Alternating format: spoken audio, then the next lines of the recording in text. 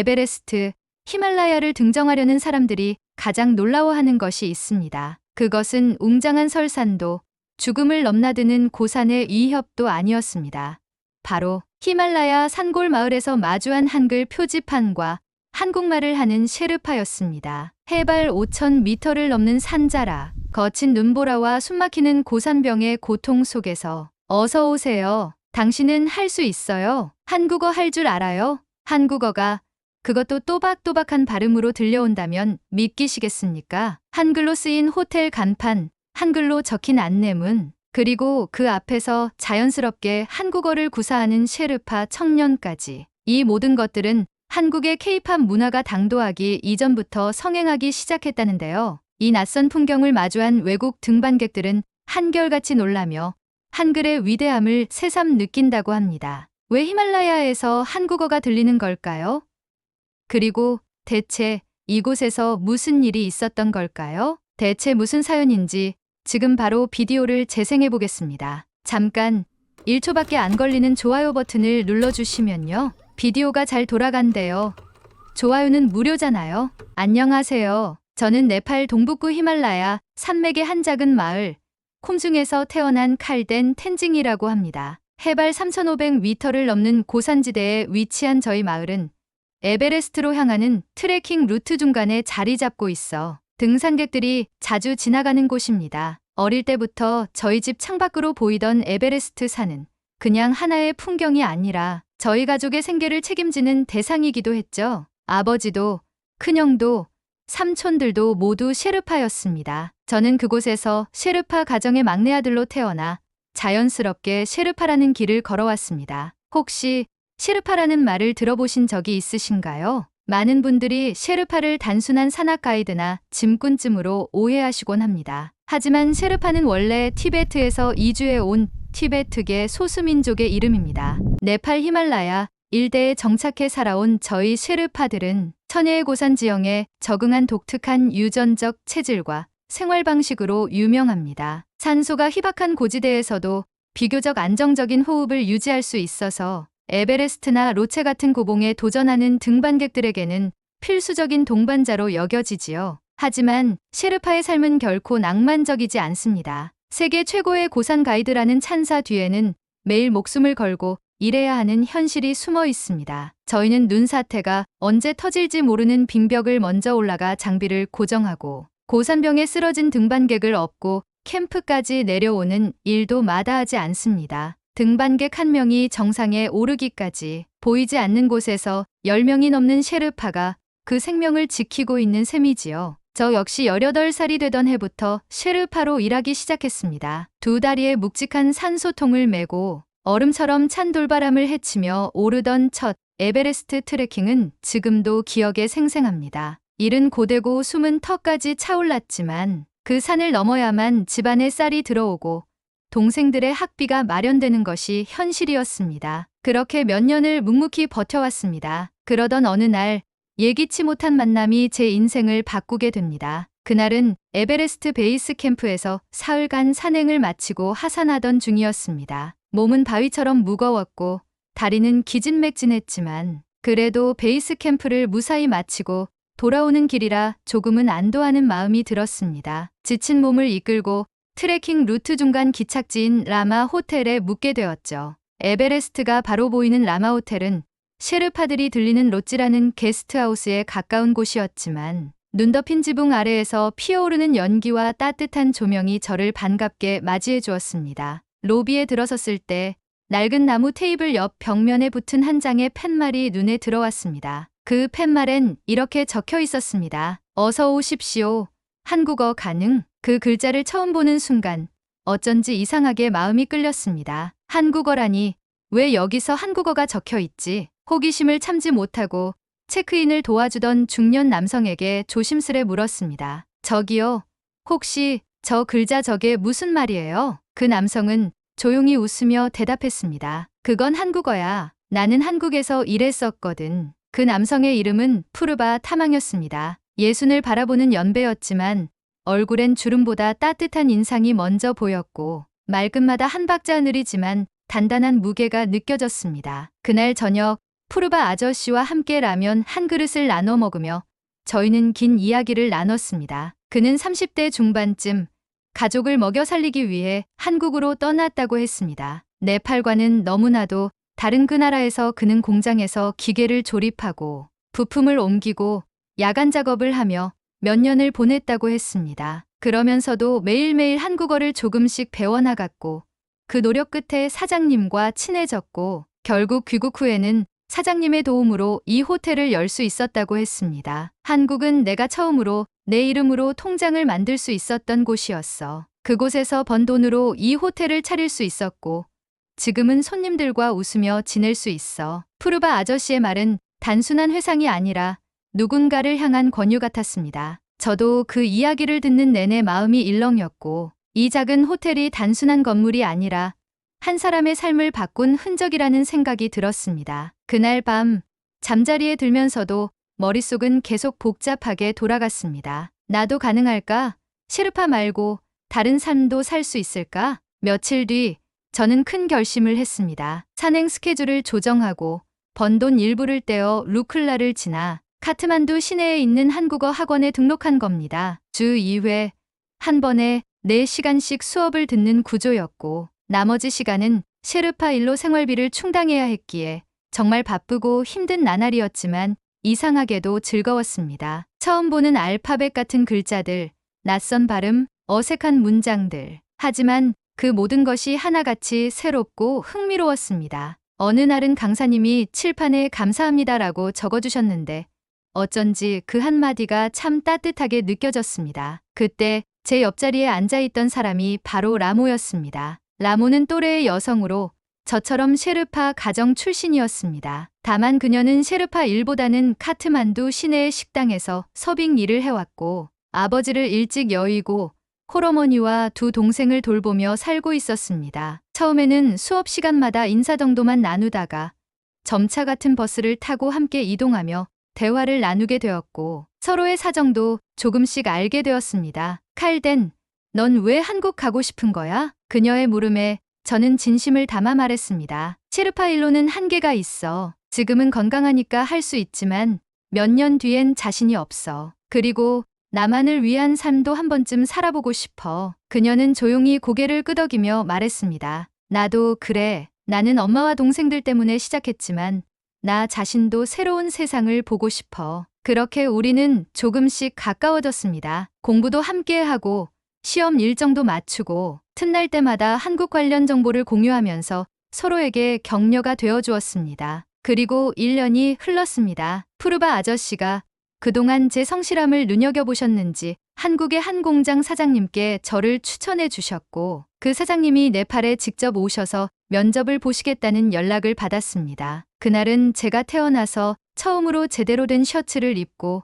머리를 깔끔하게 빗고 거울 앞에서 스스로를 오래 바라보았던 날이었습니다. 그것은 단순한 취업 면접이 아니었습니다. 제 인생이 셰르파의 길 너머로 나아갈 수 있는 첫걸음이 될지도 모른다는 실감. 그 설렘과 두려움이 뒤섞인 감정 속에서 저는 처음으로 확신하게 되었습니다. 이 길 끝에 분명 뭔가 새로운 세상이 기다리고 있다는 것을요. 면접 당일 카트만두 외곽의 한 게스트하우스 작은 방에서 저는 사장님과 마주 앉아 있었습니다. 이름이 뭐예요? 왜 한국에 가고 싶어요? 짧고 간단한 한국어 질문들이 이어졌고 저는 며칠 밤을 새우며 준비한 문장들을 외워가며 또박또박 대답했습니다. 사장님의 얼굴은 무표정했지만 눈빛은 따뜻했고 마지막에 살짝 웃으며 건넨 말이 아직도 기억납니다. 열심히 사는 사람 좋아합니다. 한국에서 만나요. 그날 이후 몇 번의 절차가 더 있었고 약 2달 뒤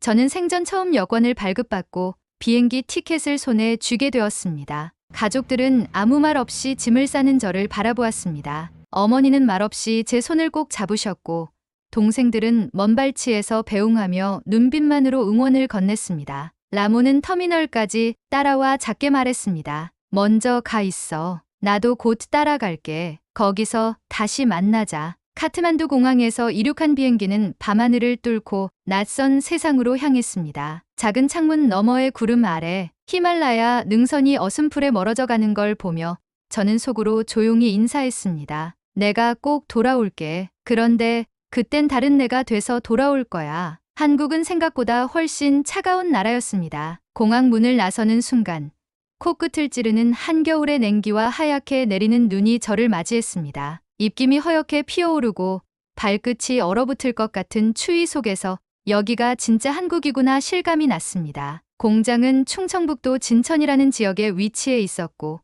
저는 그곳 기숙사에 입주했습니다. 2인 1실방에서 함께 지내게 된 동료는 몽골에서 온 바트르라는 형이었는데 이미 한국 생활 3년 차에 접어든 분이었습니다. 바트르 형은 제가 한국어를 잘 못 알아들어 당황하면 대신 통역을 해주었고 일하는 요령이나 공장 규칙도 하나하나 알려주었습니다. 그런 사람 덕분에 낯선 환경 속에서도 적응할 수 있었지요. 처음 맡은 일은 작은 전자 부품을 조립하는 작업이었습니다. 줄지어 서서 작은 기판에 부품을 하나하나 끼워 넣는 일은 단순했지만 반복되는 작업 속도에 맞추는 게 쉽지 않았습니다. 작업장의 소음, 규칙적인 알람 소리, 빨리빨리라는 말이 오가는 현장 속에서 저는 숨을 골라가며 버텨야 했습니다. 가끔은 회의감도 들었습니다. 내가 이러려고 여기까지 왔나? 하지만 그럴 때마다 푸르바 아저씨의 말이 떠올랐습니다. 한국 사람들은 정이 많아. 말은 없지만 마음으로 도와주는 사람들이야. 그 말은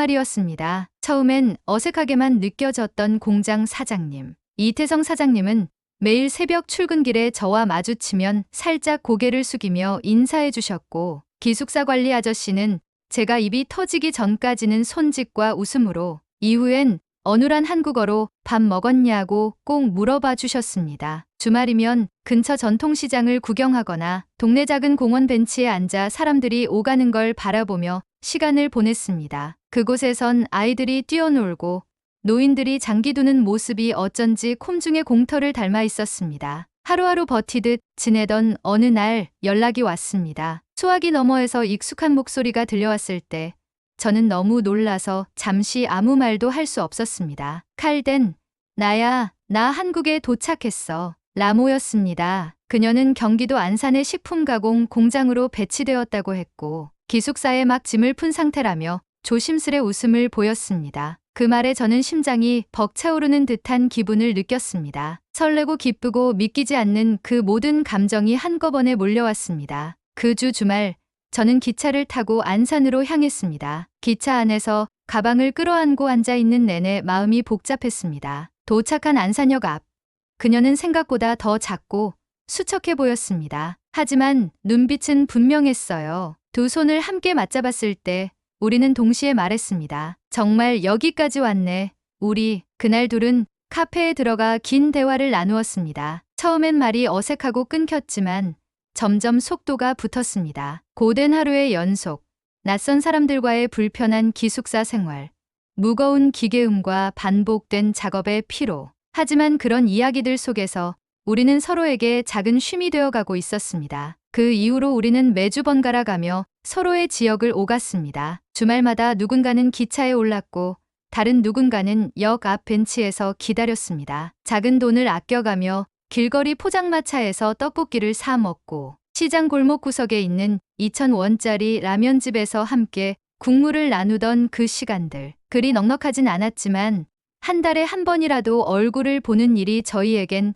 가장 큰 선물이었습니다. 가을이 되어 단풍이 들 무렵 라모가 먼저 말했습니다. 우리 그냥 연인이라고 해도 되지 않을까? 그 순간 저는 그녀의 말에 고개를 끄덕이며 손을 꼭 잡았습니다. 그날부터 우리는 스스로를 연인이라 부르기 시작했습니다. 서로의 이름 끝에 야를 붙이며 장난을 치고 하루 끝엔 잘 자요 대신 내일도 힘내요라며 문자를 주고받았습니다. 하루 일과 중 짧은 쉬는 시간엔 그녀에게 문자 한 통 보내는 것이 큰 낙이었고 월급날이 되면 둘이 함께 통장을 들여다보며 작게 웃었습니다. 열심히 일해서 한국어 능력 시험을 준비하고 언젠가는 더 좋은 곳에서 일하자고 다짐하던 그 시절. 지금 돌이켜보면 그 무엇보다 순수하고 빛났던 시간이었습니다. 어느 날 라모가 작은 종이봉투 하나를 꺼내며 말했습니다. 이거 우리 처음 만난 날 찍었던 사진이야. 한국어 학원 앞에서 사진 속에서 저희는 서로를 쑥스러운 표정으로 바라보며 서 있었습니다. 저는 왼손에 교재를 들고 있었고 라모는 앞머리를 귀 뒤로 넘기며 웃고 있었지요. 그 사진을 보며 저희는 한참을 말없이 앉아 있었습니다. 사진 속 과거의 우리가 지금의 우리를 물끄러미 지켜보는 것 같았습니다. 그러다 문득 서로의 어깨에 기댄 채 라모가 말했습니다. 우리 잘하고 있는 거 맞지? 아직은 많이 부족하지만 잘 살아가고 있는 거겠지? 저는 그 말에 대답하지 않고 고개를 살짝 끄덕였습니다. 그 순간 그 어떤 말보다도 그 끄덕임이 저희에겐 확신이었을 겁니다. 그래, 우리 잘하고 있어. 한국에서의 삶은 처음보다 훨씬 익숙해졌습니다. 출근 시간은 여전히 이르고 기계음은 귀를 찌르듯 울리지만 이제는 그조차 하루의 시작을 알리는 배경음처럼 느껴질 만큼 저는 이곳의 속도에 적응해 있었습니다. 일과가 끝나면 항상 같은 자리, 기숙사 식당 오른쪽 구석 창가 자리에 앉아 밥을 먹고 남은 시간엔 한국어 공부를 하거나 어머니와 통화를 했습니다. 처음엔 하루하루를 잘 버티자는 마음이 전부였는데 시간이 흐르면서 머릿속에는 점점 더 복잡한 생각들이 자리 잡기 시작했습니다. 가장 크게 떠오른 건 고향의 풍경이었습니다. 문득 가로등 불빛이 스산하게 깔린 공장 뒷길을 걷고 있으면 가슴 어딘가에서 차오르는 그림 하나가 있었습니다. 해가 지면 새까만 어둠 속에 붉은 장작불이 타오르고 그 곁에서 어머니가 전통차를 데우던 모습, 눈이 내리는 창밖으로는 야크의 발자국이 줄지어 찍히고 텐마루에 기대에 선 어린 동생이 손을 흔들던 장면, 그 모든 게 너무도 생생하게 떠올라서 가끔은 그저 벽을 바라보며 한참을 앉아 있었습니다. 그 무렵 라모 역시 조금씩 지쳐가고 있었습니다. 겉으로는 웃음을 잃지 않았지만 그녀의 목소리는 예전만큼 맑지 않았고 하루 일과를 이야기할 때도 자꾸 말끝이 흐려졌습니다. 어느 날 두 사람이 함께 서울 남산을 오르던 날이었습니다. 바람이 유난히 거세게 불던 겨울날이었고 등산로 계단을 오르면서도 말이 적었습니다. 전망대에 올라 도시의 불빛을 내려다보고 있을 때 라모가 문득 말했습니다. 너무 바빠서 가끔은 내가 왜 여기 있는지 모르겠어. 처음엔 가족을 위해서였고 나중엔 너랑 함께 있고 싶어서였는데 지금은 그냥 버티고 있는 느낌이야. 그 말에 저는 무거운 돌덩이를 삼킨 듯 가슴이 내려앉았습니다. 저도 비슷한 감정을 느끼고 있었기 때문입니다. 모든 것이 효율적으로 돌아가는 이 나라에선 사람들조차 기계처럼 움직이는 것 같았습니다. 일하고, 먹고, 쉬고, 또 일하고. 그리고 그 안에서 내가 왜 여기 있는지에 대한 질문이 점점 또렷해지고 있었습니다. 며칠 뒤 어머니와의 통화에서 저는 예상치 못한 이야기를 들었습니다. 막내 동생이 그날 학교에서 넘어져 팔을 다쳤고 카트만두까지 겨우 내려갔는데 길이 얼어 택시를 부르기 어려웠다는 말을 전하셨습니다. 어머니는 담담하게 이야기했지만 목소리에는 피로가 깊게 드리워져 있었습니다. 저는 기숙사 창문을 열어 하늘을 올려다봤습니다. 눈이 조용히 내리고 있었고 세상은 고요했지만 제 마음은 그렇지 않았습니다. 내가 이곳에 계속 머무르는 것이 맞는 걸까? 그냥 돈만 보내면 가족이 행복할까? 나는 정말 나 자신의 삶을 살고 있는 걸까? 그 질문들은 밤마다 머릿속을 맴돌았고 잠든 뒤에도 꿈처럼 따라다녔습니다. 저는 고향의 작은 집, 라모가 웃으며 주전자를 닦는 모습, 어머니가 밥 먹으라고 부르는 소리를 자꾸만 떠올렸습니다. 그리고 마침내 그 감정이 말로 터져 나온 날이 찾아왔습니다. 공장에서 작업 도중 손을 찌는 실수가 있었고 기계가 멈춰 서며 팀장님이 소리를 질렀습니다. 크게 다친 건 아니었지만 일의 흐름을 끊었다는 죄책감이 컸습니다. 그날 퇴근길 사장님과 엘리베이터에서 마주쳤습니다. 이태성 사장님은 늘처럼 과묵했지만 저를 바라보는 눈빛은 묘하게 부드러웠습니다. 잠깐의 정적 끝에 그가 입을 열었습니다. 요즘 무슨 일 있나? 예전이랑 눈빛이 달라. 저는 그 말에 순간 울컥했습니다. 참으려 했지만 스스로도 놀랄 만큼 감정이 쏟아지려 했습니다. 저는 고개를 끄덕이며 조심스럽게 말했습니다. 사장님 고향 생각이 자꾸 납니다. 어머니 혼자서 동생들 돌보느라 고생하고 계시고 제가 여기서 이렇게 살아도 되는 건지 잘 모르겠습니다. 사장님은 한참을 말없이 계시다가 조용히 물으셨습니다. 그럼 네팔에 돌아간다면 하고 싶은 건 뭐야? 혹시 마음에 그려둔 삶이 있나? 그 질문은 저에게 커다란 울림이었습니다. 누군가 제게 진심으로 내가 원하는 인생은 뭐냐고 물은 건 그 순간이 처음이었습니다. 저는 침을 꿀꺽 삼키고 아주 작게 대답했습니다. 작은 호텔이요. 아니면 식당이나 상점이라도. 등산객들이 오가는 길목에 조그맣게 가족이 함께 일할 수 있는 그런 곳이요. 제가 셰르파였던 경력이 있으니까 어떻게 해야 손님을 맞이하고 길을 안내해야 하는지도 압니다. 그 말을 하며 저는 제 스스로도 놀랐습니다. 마치 그 꿈이 진작부터 제 안에 있었던 것처럼 말이 술술 나왔습니다. 그 장면은 몇 해 전 라마 호텔에서 푸르바 아저씨와 나누었던 이야기와 겹쳐졌습니다. 그때는 막연한 동경이었는데 지금은 현실이 될 수도 있다는 가능성이 떠오른 겁니다. 사장님은 제 눈을 바라보며 단호하게 말씀하셨습니다.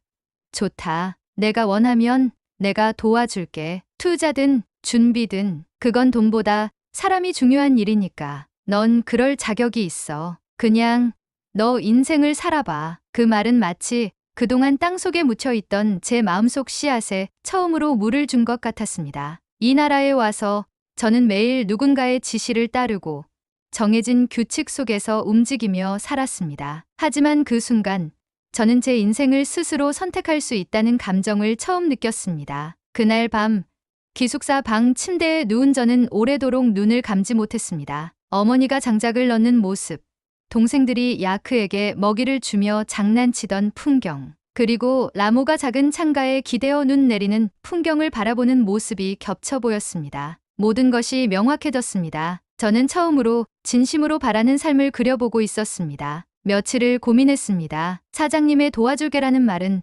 너무도 선명하게 마음에 박혀 있었고 그 말 한 줄이 마치 문 하나를 활짝 열어준 느낌이었습니다. 오래도록 혼자 생각한 끝에 저는 다시 사장님을 찾아가 조심스레 말했습니다. 돌아가고 싶습니다. 고향의 어머니 곁에 있고 싶어요. 그리고 말씀드렸던 호텔, 진짜로 시작해보고 싶습니다. 사장님은 대답 대신 웃으셨습니다. 그래, 그럴 줄 알았다. 내가 진심으로 말했으니까 언제든 준비되면 말해. 출발하자. 그날 이후 모든 일이 숨가쁘게 진행됐습니다. 사장님은 제게 필요한 장비와 설비, 소규모 숙소 운영에 필요한 지원 목록들을 조율해 주셨고 푸르바 아저씨도 도와주겠다고 나섰습니다. 일은 현실적이고 빠르게 돌아갔습니다. 작은 호텔이 들어설 자리도 등산객들이 자주 드나드는 마을 입구로 정해졌고 저희 집과도 가까운 곳이었습니다. 무엇보다 어머니의 눈빛이 오래도록 잊히지 않습니다. 그날 저는 고향 마을에 도착하자마자 바로 어머니 앞에 무릎을 꿇고 말했습니다. 돌아왔어요. 엄마, 이제는 우리 함께 살아요. 어머니는 말없이 제 이마를 감싸쥐고 아주 오래도록 아무 말 없이 눈물만 흘리셨습니다. 호텔이 완공된 날 새로 칠한 간판 위에 제 이름을 조심스럽게 붙였습니다. 칼덴 하우스. 이름 위로 눈이 소복이 내리기 시작했고 가족들이 함께 축하해주는 그 순간 저는 가슴이 벅차올라 한참을 말없이 하늘만 바라보았습니다. 작고 조용한 마을 어귀에 자리한 이 호텔은 제가 한국에서 일하며 쌓은 모든 기억과 노력이 깃든 공간이었습니다. 이곳이 우리 가족의 새로운 시작이 될 것이라는 확신도 있었습니다. 푸르바 아저씨는 이제 진짜 어른이 됐구먼 하며 제 등을 툭 치셨고 어머니는 조용히 손을 잡고 말했습니다. 이제 어디 가지 말고 여기서 살자, 우리. 하지만 저는 아직 끝나지 않은 이야기가 있다는 걸 알고 있었습니다. 호텔이 안정기에 접어들 무렵 저는 라모에게 영상통화를 걸었습니다.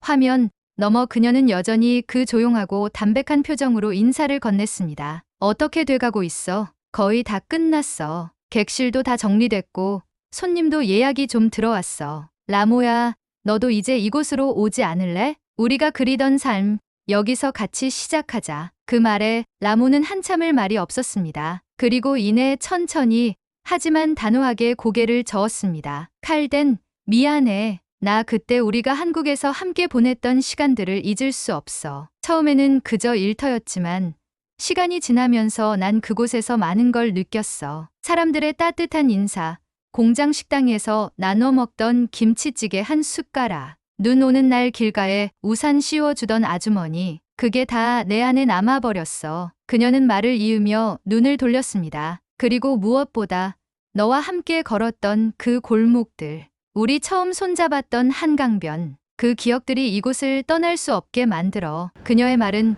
저에게 가볍지 않았습니다. 그리움이라는 단어는 서로를 향한 마음일 수도 있고 한 나라, 한 시절, 하나의 정서에 머무는 감정일 수도 있다는 걸 그 순간 처음 깨달았습니다. 저는 말을 잃고 오랜 침묵 끝에 조용히 대답했습니다. 그래, 알겠어. 전화를 끊은 뒤 저는 오래도록 말이 없었습니다. 작은 방 안엔 야크 털로 만든 러그가 깔려 있었고 화롯불 옆에선 동생들이 손님용 차 세트를 정리하고 있었습니다. 창밖으로는 눈발이 흩날리고 있었고 그 풍경은 제가 오래전 한국에서 꿈꾸던 미래와 똑같았습니다. 하지만 어쩐지 그날따라 라모와 함께 걷던 한국의 거리들이 떠올랐습니다. 서툰 한국어로 가게 아줌마께 라면을 사며 웃었던 그날, 전철 안에서 나란히 앉아 서로의 손을 조심스레 맞잡았던 순간, 작은 컵에 따뜻한 차를 따라주며 오늘도 수고했어라고 속삭이던 그녀의 목소리까지. 그날 밤 저는 어머니에게 말했습니다. 엄마,